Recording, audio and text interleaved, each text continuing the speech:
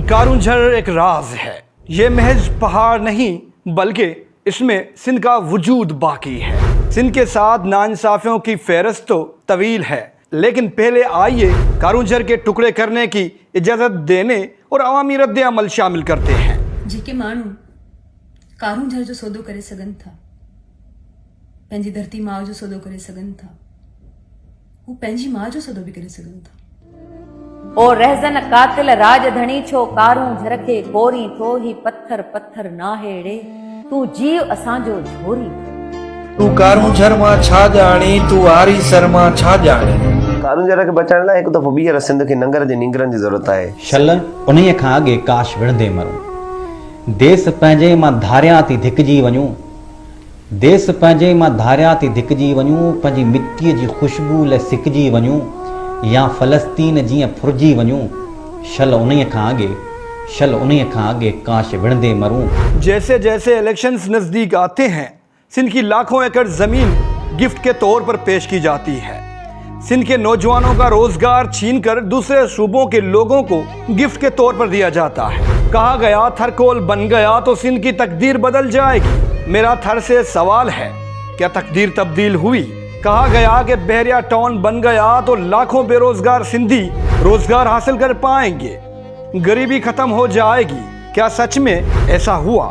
कहा गया कि हाउसिंग सोसाइटीज सिंध के लिए तरक्की का समा है। क्या किसी हाउसिंग सोसाइटी में मिडिल क्लास फैमिली घर बना पाई है? गरीबों को तो छोड़ें, वहां तो उनकी एंट्री ही नहीं है।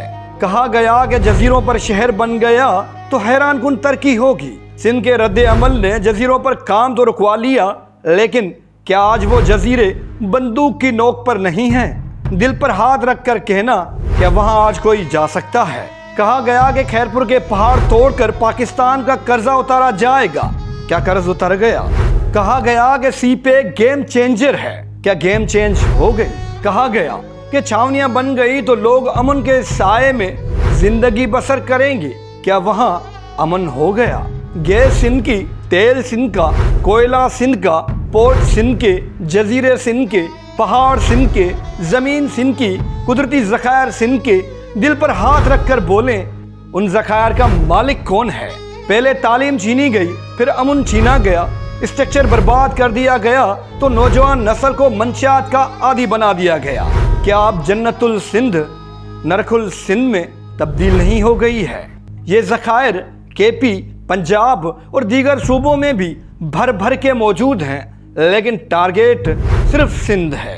सिंध पर मुसल्लत मखलूत हुकूमत गुज़िश्ता 15 सालों में महज बातें ही करती रही है। केपी में अफगानी को एंट्री नहीं है, लेकिन सिंध में वो मोज़िज़ शहरी है।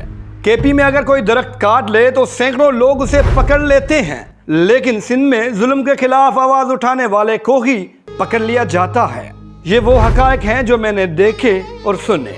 अब फैसला आपका।